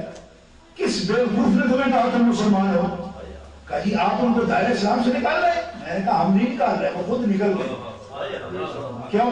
اس لیے کہ فتاوی عالمگیریہ عرفان شاہ نے لکھا, عرفان شاہ کے باپ نے لکھا, ہم نے نہیں لکھا. 500 علماء ہند نے فتح, اور وہ بھی اپنے دماغوں سے نہیں, قرآن و سنت سے نکالا. قانون ہے, قانون کی کتاب ہے بھائی, فتاوی عالمگیریہ قانون ہے, فقہ اسلامی ہے, قانون ہے. اور یہ صرف عام فتوے دینے کے لیے پرائیویٹ مفتیوں کے لیے نہیں تھا, باقاعدہ گورنمنٹ کے مفتیوں کے لیے تھا کہ بطور قانون یہ فقہ اسلامی پورے ہندوستان میں چلایا جائے. اور چلائے وہ بادشاہ تھے, اس جیسے بادشاہ تھے ٹول مول, پردے کی ضرورت نہیں ہے, پلان نہیں ہے, کچھ آپ کو سید ہوں. میں تو کہہ رہے سید ہے تو لعنت ہے تم پر. سیدہ خاتون جنت کی اولاد سے, اور کہے پردے کی ضرورت نہیں ہے, پردے کی ضرورت نہیں, کیونکہ سیدہ تو سورج سے اپنے بال کا پردہ کرتی ہے. بطول باش پنہا شو عزی حسن درا ہو شبیر بگیری. اقبال سے پوچھو آج کی امت کی بیٹیوں کو اقبال کیا کہتے ہیں؟ میں امت محمدیہ کی بیٹی ہو, بطول زہرا بنو, بطول زہرا کی طرح بنو, زمانے کی نظروں سے خود کو چھپاؤ, اور اگر اس طرح کر سکو گی تو تمہاری اولادیں بھی شبیر و شبر کے راستے پر چلے گی. علماء نے کہا ہاں, اور یہ بھی سید ہے, ہم سید ہیں, اور پردہ ضروری نہیں ہے, میں اگر سید ہیں اور کام سکھوں والے ہیں, بلکہ تم سے تو سکھ بھی اچھے ہیں, کیونکہ سب حال میں نے سارے دیکھے ہیں جو ان کے مذہب کا نشان ہے وہ اتارتے ہی نہیں. چوتھی نسل میں پہنچ گئے. ابھی تک ہمارے لوگوں نے ٹوپیاں اتار دی, وہ اپنا وہ جوڑا بھی نہیں اتارتے. تو اس سے تو سکھ اچھی ہے کہ غلط جس راستے پر ہیں اس کا نشان انہوں نے اپنایا ہوا ہے. چاہے مارکیٹ میں بیٹھی کروڑوں کے تاجر ہے, ہمارا آدمی پان کا کھوکھا لگا لیتا ہے, نہیں مجھے شرم آتی ہے, وہ اس کے مالک ہے, پھر بھی وہ اپنی علامت نہیں چھوڑتا. قومیت اس کا نام ہوتا ہے, تشخص اس کا نام ہوتا ہے. مکس ہو رہا ہے جی, مکس ہو رہا ہے جی.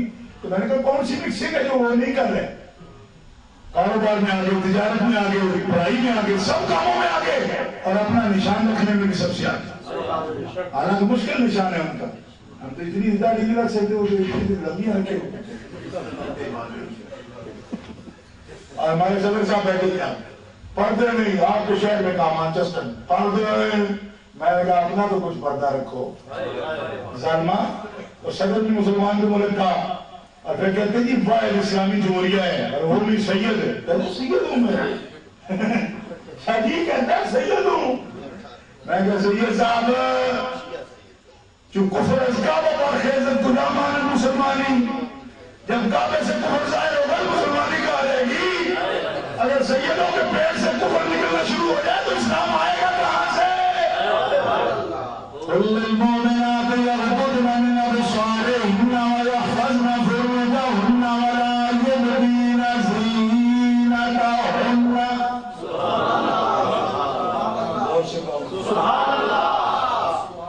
لا يبدين زينتهن, لا يبدين زينتهن شادي, لا يبدين زينتهن, لا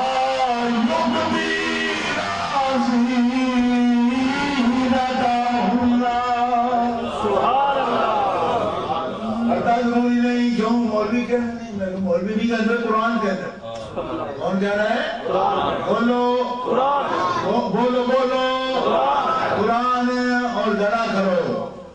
کیوں کہ زلزلے میرے ملیشیا میں نہیں آتے, اس قسم کے کفر بکے میں تو ہر جگہ آ سکتے.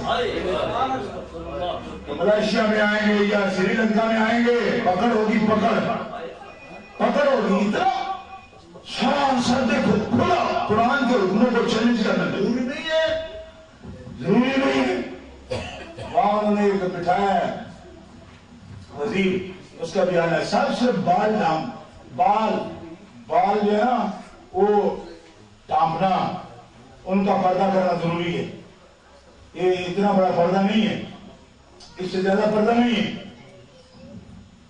اچھا یہ کس نے تمہیں کہا, یہ کس نے کہا کہ صرف ان کا ڈھانپنا ضروری ہے؟ اوڑھنیاں اپنے جسم پہ ڈالو. لفظ ہیں قرآن کے یا نہیں ہے؟ خمرہن علی وَلْيَضْرِبْنَ بِخُمُرِهِنَّ عَلَى جُجُوبِهِنَّ. کہتے جی عامر لیاقت علی, یہ وزیر صاحب کو پرسوں ان کا بیان ہے. کہ صرف سر ڈالے, میں کہا سر ہے, یہ جیوب سر ہوتے ہیں. وَلْيَضْرِبْنَ بِخُمُرِهِنَّ عَلَى جُجُوبِهِنَّ, یہ جیوب سر ہوتے ہیں. جی ہاں, آپ جیسے ماشاءاللہ مذہبی امور کے وزیر مملکت تو جیوب سر بن جاتے ہیں. جی وہ سر بن جاتے ہیں. اور صاحب وہ بیٹھتے ہیں ٹیلی ویژن پر بیٹھے ہیں, اور پتہ دعویٰ کیا کرتے ہیں, ان ملوانوں کو کیا آتا ہے, ملوانوں کو کیا آتا ہے, مولوی ایسے ہونے چاہیے.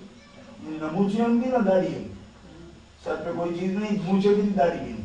کہتے ہیں ان کی کوئی اجارہ داری نہیں پر. میں نے کہا کوئی اجارہ داری نہیں پر, آپ کو صرف سر یاد ہے, جو یوں میں اتنا یاد ہی نہیں ہے. تو جن کو قرآن کے واضح والے حکم کی نہ آئے وہ فقہ کی باریکیاں کیا جانے گے. قرآن کی عبادت اللہ سے جو مسئلے نکلے, جب وہ بھی آپ کو نہ آتے ہوں. ابھی تو جناب 9,35,000 جزئیات ہیں جو امام ابو حنیفہ نے قرآن و سنت سے مستقبل کی. جن کو واضح واضح قرآن کے لفظوں کے حکم نہ آئیں گے وہ فقہ کی باریکیاں کیا جانے گے. آپ کو شاید یہ اس سے تاثر مل رہا ہو کہ فقہ شاید قرآن سے بھی مشکل ہے. ہاں ایک لحاظ سے مشکل ہے. کیوں کہ قرآن کے محکمات میں جو بات آ گئی اس میں کیا مشکل ہے؟ محکمات میں لفظوں میں جو بات آ گئی اس کے لیے تو صرف عربی جاننا چاہیے قرآن شریف کی, وہ آ جاتا ہے. لیکن جو اقتضاء نص سے مسئلے نکلتے ہیں اس میں تو مجتہد کے پورا جو اس کا میں سمجھتا ہوں خون ہو جاتا ہے, پورا جسم اس کا, جی, اور اس کا خون پسینہ اس میں لگ جاتا ہے سارا. کہ جب وہ اشارت و عبارت و اقتضاء کے تحت مسائل کا اخذ کرتا ہے تب اس کو اجتہاد، اور اجتہاد تو ہے ہی محنت نہیں ہے، تو پھر اس کا نام اجتہاد کس لیے؟ صاحبو میں ہی عرض کر رہا تھا کہ بڑی بیماریاں ہیں، لیکن جامعیت کبریٰ ان کو جو مردے زندہ کرتے تھے، فرمایا ان کو بھی اسوہ حسنہ ان کا اسوہ حسنہ پیش نہیں کیا ہم نے، کیوں؟ اس لیے کہ وہ جامعیت ان کو ملی ہی نہیں۔ مصطفیٰ کی عظمت یہ ہے کہ وہ مزدوری بھی کرتے ہیں، لیکن مزدور اگر ان کی اسوہ حسنہ دیکھیں تو کوئی بادشاہ کہے میں کس کا اسوہ حسنہ دیکھوں؟ فرمایا مدینے کی حکومت کے والی کا اسوہ حسنہ،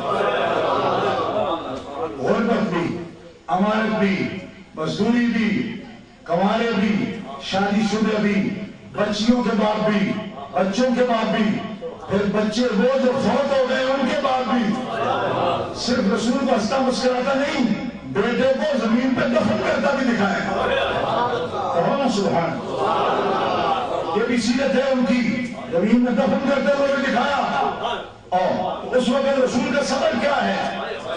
اب کسی بات کو چین ہی نہ آتا ہو، فرمایا اپنے رسول کو دیکھو، اس کو صدمہ پہنچے اور چین ہی نہ آئے، فرمایا دیکھو اپنے رسول کو دیکھو، یہ بھی ان کی سیرت میں موجود ہے۔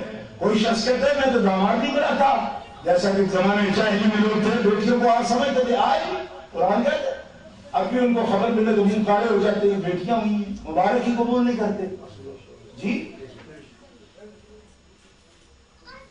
چہرے کالے ہو جاتے ہیں، بیٹوں کی خبر ملے تو مٹھائیاں بانٹتے ہیں، بیٹیوں کی خبر ملے تو فوراً چہرے کالے کھڑکتے تھے، چہرے سیاہ۔ فرمایا بیٹوں کا باپ ہونا اگر یہ عظمت کی بات نہ ہوتی تو ایک نہیں، میں نے چار بیٹیاں دے دی رسول کو، اور اس سے عظیم مسجد میں نے بنائی کر لی، اگر بیٹی ہونا کسی کے آج کی بات ہوتی تو میں اپنے محبوب کو 4 بیٹیاں دے دیتا۔ تمہیں تو فخر ہونا چاہیے کہ ہمارے رسول بھی بیٹیوں کے باپ تھے، اللہ نے ہمیں بھی بیٹیوں کے سینے میں سے چڑھایا۔ داماد بنانا اگر کوئی عیب کی بات ہوتی، فرمایا رسول کے داماد، میرے رسول کے داماد، اور عظمت کیا ہے ان دامادوں کی؟ حضور فرماتے ہیں میرے اللہ نے انکار کیا کس بات سے کہ میں کسی جہنمیہ کو اپنے نکاح میں لاؤں یا کسی جہنمی کو اپنی بیٹی دوں، اس سے میرے اللہ نے انکار کیا۔ ان اللہ ابالی ان تزوجہ زوجہ، اللہ نے انکار کیا کہ میں کسی جہنمیہ کو اپنے نکاح میں لاؤں یا کسی جہنمی کو اپنی بیٹی دوں۔ تو سمجھ آئی؟ ہمارے داماد بھی جنتی ہے، میری بیویاں بھی جنتی ہے۔ آہستہ کہنے کا کیا، بلکہ علماء نے سیرت میں یہ لکھا حضور تو ایسے ہے کہ جن عورتوں نے سرکار کو دودھ پلایا اللہ نے انہیں بھی ایمان دیا، جن لوگوں نے نبی کریم علیہ السلام کو اپنے ہاتھوں پہ اٹھایا، ان کو کھلایا، لوریاں دیتی رہی، اللہ نے انہیں بھی ایمان دیا۔ یہ باتیں میں کس لیے بیان کرتا ہوں؟ یہ عظمت ہے سرکار کی، یہ عظمت ہے کہ جو ان کی دایا بنے جنت اللہ اس کو بھی دے، ماں ہے اللہ نے ان کو بھی جنت دی۔ اور اب یہاں رک کر یہ بات ضرور کرنا چاہتا ہوں کہ یہ تو ہمارا عقیدہ ہے، امام تقی الدین سبکی نے بھی اس کو لکھا ہے کہ حضور کی دائیاں مسلمان ہوئی، اللہ نے ان کو بخشا جی، حضرت علیمہ سعدیہ، حضرت سویبہ ابو لہب کی جو لونڈی تھی، حضرت ام ایمن بچپن کی خادمہ، سب جنتی ہوئی۔ لیکن فرقے جماعتوں کا فرق سمجھنا چاہو تو یوں سمجھا کرو، ایک ہم ہیں جو یہ بات کہہ رہے ہیں اور ثبوت کے ساتھ کہہ رہے ہیں، اور ایک وہ جماعت ہے حضرت سیدہ آمنہ رضی اللہ تعالیٰ عنہ کی قبر انہیں گرائی، اور ان کی قبر پر اب بھی کوئی جائے تجربہ کر لو، راستے میں کھڑے ہوتے کہتے ہیں وہ تو مشرکہ ہے، ادھر کیا لے جاتے ہو؟ میں کہتا ہوں کہ جس شخص کا یہ عقیدہ ہو کیا وہ مسلمان ہو سکتا ہے؟ رسول اللہ کی امنہ کو جو مشرکہ مانے، میں نے کہا کوئی سبب بھی تو بیان کرو، سبب بیان کرو۔ جب نبی علیہ السلام نے نبوت کا اعلان کیا تھا، حضرت آمنہ موجود تھی، دنیا میں تھی جب حضور نے نبوت کا اعلان کیا؟ میرے آقا کی عمر مبارک پونے 6 سال تھی جب سیدہ کا وصال ہوا، سیدہ آمنہ کا وصال مبارک ہوا، پونے 6 سال عمر تھی سرکار کی جی۔ کیا دلیل ہے تمہارے پاس مشرکہ تھی؟ تمہارا منہ جلتا ہے جی، اس لیے جہنمیوں کو یہ عادت ہے ایسی بات کریں گے جو جہنمیوں کی نشانی ہے. میں نے کہا اپنی امی کے بارے میں کیا خیال ہے تمہارا؟ محلے والے کو اچھی رائے نہیں رکھتے ہوں. میری امی تہجد گزار تھی, اپنی بیٹے کو نہیں تعریف کرتا, میری اماں تہجد گزار تھی. میں نے کہا محلے والوں کی رائے ٹھیک نہیں ہے, اب بکتے ہیں. میں نے کہا کیا جذبہ ہے تیرے اندر؟ کہا امی ابا ٹھیک نہ بھی ہو ہم کو ٹھیک کہیں گے کیونکہ ہمارے امی ابا ہیں. تو میں نے کہا شرم کر, جن سے اوپر اللہ کی مخلوق میں کوئی ہے ہی نہیں. اللہ ان کو کیا ایسی ماں بخشتا ہے جو ان کی شان کے لائق ہے. حضور سے بولو سبحان اللہ. ان کو ایسی ماں عطا فرماتا, فرمایا ماں عظمت کیسے دیتا کہ جب ماں باپ کو عظمت نہ ہوتی, ماں باپ کو عظمت نہ ہوتی. ارے ان کے جد کون ہیں, ان کے جد کون ہیں, ان کے دادا کون ہیں, ان کے اصل نسل کون ہے, تم کیا جانو؟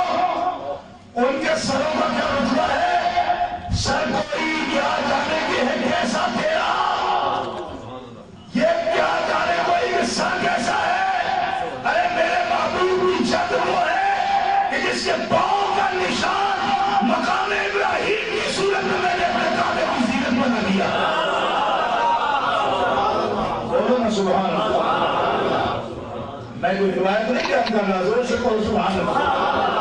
نہیں یہ سبحان اللہ نہیں, جنت رسولیہ میں بیٹھ کر ایسی سبحان اللہ زور سے کہو سبحان اللہ. بس حد ہو گئی. بڑے بڑے نواب, امیر, چودھری, رئیس, فقیر, امیر, ولی, کتب, ابدال ہوتا جو بھی آئے فرمایا آؤ وَاتَّخِذُوا مِن مَقَامِ ابراہیم مُصَلَّى. جہاں ابراہیم کے قدم کا نشان ہے سر جھکا دو. زور سے کہو. حتیٰ کہ بابیہ مانتے نہیں اس بات کو, انہوں نے بھی ڈیوٹی پر رکھے گارڈ رکھے ہوئے. کون جی حالانکہ وہاں جو گارڈ رہے سونا ہونا چاہیے, کیوں اتنے پاک مقام کے قریب رہے تو اس کے چہرے پہ نورانیت آئے. لیکن آپ یقین کریں حضور کی جالیوں کے ساتھ کیسے کھڑے کی کہانی کون جی, اور یہاں بھی جو کھڑے کی کون جی, خدا جانتا ہے تم میں پھٹکار کیسے. کہا قریب رہنا ہر دفعہ نور نہیں بخشتا, قریب رہے ادب سے رہے, قریب رہے ابو جہل بن کے نہیں صدیق بن کے. اس طرح تھوڑی کہتے ہیں کلوڑے.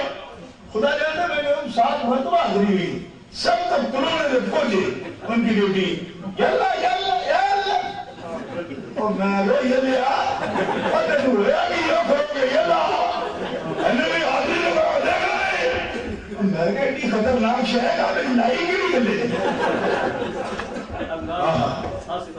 دیکھنا نہیں. یاللہ الفا دور ہو جاؤ. میں نے کہا دور ہو جاتے ہیں دور, لیکن یہ بتاؤ اتنی خطرناک شہر جس کو دیکھنے سے بندہ مشرک ہو جائے. مشرک تو پلیت ہوتا ہے, تو وہ شہر بڑی پلیت پھر ہونی چاہیے جس کو دیکھ کے بندہ مشرک ہو جائے. میں کہا پاگلا اتنی گندی چیز ہو تو کعبے میں رکھی کس نے کی؟ یہ پہنایا ہے بات کرنے کا, بات سمجھو میں کچھ کہہ رہا ہوں. سبحان اللہ. میں نے آیت یہی پڑھی تھی, اس لیے کہ آج سر کی بات نہیں کرتا, آج تو ان کے دادا کے قدم کی بات کرتا. جن کے قدم کے نشان کی یہ قیمت ہے, ان کے سروں کا کیا قیمت ہے. ارے تجھے معلوم ہوگا, باقی تجھے بھی معلوم ہوگا, پر اس دن تیرا مانا ہوا بنے گا کچھ نہیں, سر کی قیمت کا پتہ چلے گا. آج دادا کے قدم کے نشان کی یہ قیمت ہے. ادھر جھک جاؤ آج قبول ہوتے. کل ان کے پوتے کے سر کی عظمت معلوم ہوگی, جب سر جھکے گا سارے گنہگاروں کی شفاعت ہو جائے گی.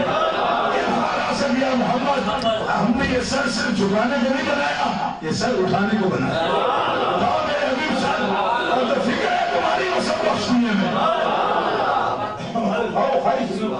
ہم مشوروں سے بات نہیں کرتے کہ سنی ہے بگتی نہ ان کو کوئی دلیل آتی ہے. میں کہا پترا تم کو بریلوی تکے ہی نہیں آئی, لیکن دل کئی متھا لا کے رکھی دے سدے نہ سدیا کروں پتڑے آگے کروں پتہ لگ جائے.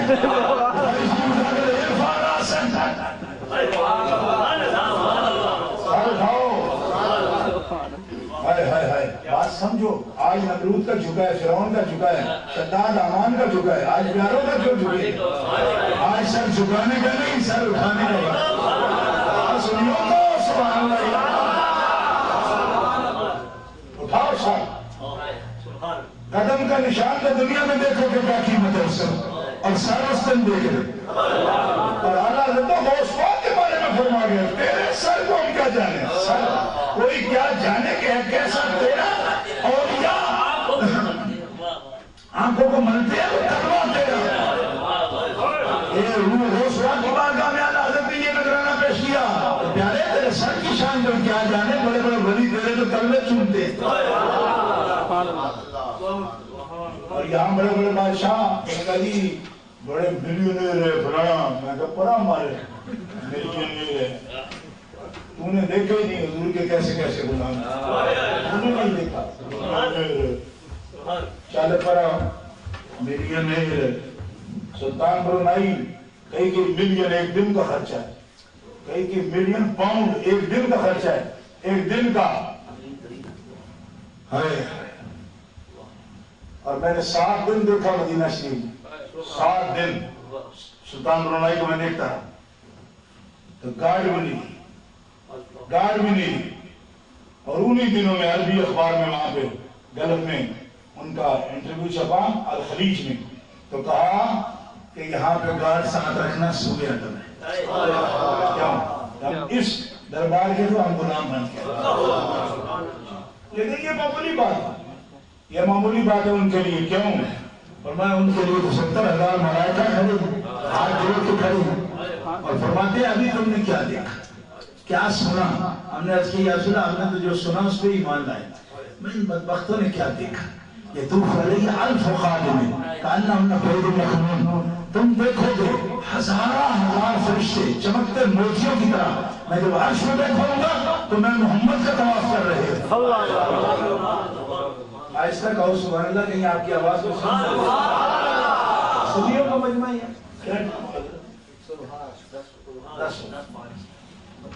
حضور کا طواف ہو رہے گا، میں مولوی جسٹس سامان اندر پرویز مشرف کو جسٹس بنانے کے لیے نظر آیا، متعصب ملا گستاخ رسول جسٹس بنا، ایسے جسٹس ہوں گے کھانا خراب ہوگا سب، ٹھیک گار امین مکتب و ملا گار طفلہ تمام خارج، اس طرح کے جسٹس ہوگا ملک کا بیڑا غرق ہوگا۔ ایک متعصب ملوانا جو آپ کی عظمت کا آخری لفظ میں عرض کر رہا ہوں، حضرت ابن عربی فرماتے ہیں اگر عظمت مصطفیٰ پر آپ کو کوئی بات آخری کہنے پڑے ایک جملے میں، سارا مضمون جو 1.5-2 گھنٹے کی تقریر میں بیان ہو تو کیا کہہ سکتے ہو؟ فرمایا ایک مقام رب نے رکھا ہے فنا فی الذات، جس کو فنا فی اللہ بھی کہتے ہیں۔ فرمایا پوری رب کی کائنات میں ملائکہ ہوں یا جن ہیں یا انسان ہیں، فنائیت مطلقہ کا مقام رب میں سوائے محمد رسول اللہ کے کسی کو عطا نہیں کرتا، بس حد ہے۔ کیوں؟ اس میں بعد از خدا جو لفظ ہے نا اس سے بھی آگے کی بات ہوگی، کیوں؟ فنائیت مطلقہ ذات واحد میں صرف جناب محمد رسول اللہ کو نصیب۔ سنیوں یہ موتی میں نے صرف آپ کے لیے رکھا، ورنہ باقی کوئی اللہ کھانے آئے انہوں کی پتہ ہے، کام کھانے انہوں کی پتہ ہے، میرا تو انہوں کہنا ہے فنائیت مطلقہ۔ ایک دفعہ ہماری بات ہوئی مولوی ککھڑوی سے، میں نے پوچھا تو فنا فی الذات کو آپ مانتے ہیں کیونکہ آپ روحانیت کے قائل ہیں؟ کہا مانتا ہوں۔ تو میں نے کہا وہ کون ہے؟ صفحات ککھڑوی بڑا پروف پال ہے، میں نے اس سے پوچھا، میں نے کہا فنا فی الذات کو آپ مانتے ہیں، ہے کوئی مقام؟ کہا ہے تو صحیح۔ تو میں نے کہا وہ اگر مقام تھا تو کوئی بندہ بھی تو ہوگا جس نے دیا ہے، وہ کون ہے؟ کہتے ہیں کہ اگر زیادہ اچھالو نہیں اس بات کو تو ہے تو حضور۔ تو میں نے کہا پاگلا پھر فنا کا معنی بیان کر، فنا کس کو کہتے ہیں؟ فنا کس کو کہتے ہیں؟ جو نہ رہے کس میں؟ اللہ میں، خود نہ رہے اللہ میں، یہ معنی ہے نا فنا فی الذات کا۔ اب بعد از خدا سے بھی بلند بات ہو گئی، اسی لیے اللہ فرماتے ہیں بندہ ملنے کو قریب حضرت قادر گیا. کیا ملنے گیا؟ نمائے باطن میں گمنے جلوائے ظاہر گیا. نمائے باطن میں گمنے، یہ کمال فضیلت ہے اور عظمت ہے جناب محمد. فنائیت مطلقہ ذات باری تعالیٰ میں جس ہستی کو نصیب ہوئی وہ ہے میرے اور آقا جناب محمد رسول اللہ. فنائیت مطلقہ. اور اس میں اگر عبادت کی بات آتی ہے نا تو بابیہ کو یہ مضمون دیتا ہوں کہ اس کو بیان کرو. جاؤ اشرف علی تھانوی سے پوچھو، جاؤ کہ اسماعیل دیو جی نے خود صراط مستقیم میں بھی اس کو لکھا ہے. جاؤ اس سے جا کر پوچھو یہ کیا ہے فلاں بن صاحب. ہم بیان کرتے کہتے بجتی بھیڑوی شروع ہو گئے ہیں. میں نے کہا تم اپنے توحیدیوں سے بھی پوچھ لو جا کے. مولوی اسماعیل نے بھی اس کو بیان کیا. لیکن کروڑوں ہیں دنیا میں جنہوں نے اسے طلب کیا. یہ بھی عظمت ہے دریا کا. کروڑوں ہیں جنہوں نے اس مقام کو طلب کیا اور حضور وہ ہیں جن کو بلا کے دیا. کہیے سبحان. اسی کے جلوے، اسی سے ملنے، اسی سے اس کی طرف گئے. رحمۃ اللہ علیہ تشریح کرتے ہیں اسی کے جلوے، اسی سے ملنے، اسی سے اس کی طرف گئے. اسی سے اس کی طرف کہاں سے گئے تھے؟ اسی سے اس کی طرف. اسی کے جلوے، اسی سے ملنے، اسی سے اس کی طرف گئے. یہ پیغام ہے ہمارے لیے، یہ عظمت ہے سرکار کی اور ہماری اہل اسلام. اس میں سعادت، برکت اور عظمت ہے. اتنے عظیم آقا کے ہم امتی ہیں. اللہ نے ساری امتوں میں امت محمدیہ کو بھی عظمت عطا فرمائی اور یہ ساری عظمت حضور کے وسیلے سے. اور آج بھی امت کو یہ عظمت حاصل ہے اور کما حق ہو سکتی ہے اگر ہم جیسے وہ عظیم آقا ہیں ایسے ہی عظمت کے ساتھ ہم ان کی غلامی کو اپنائیں. امت نبی پاک کے طریقے کو اپنائے تو آج ساری امتوں میں، ساری امم میں، سارے عالم میں اللہ تعالیٰ امت محمدیہ کو عظمت عطا فرمائے. آخر دعوانا الحمدللہ.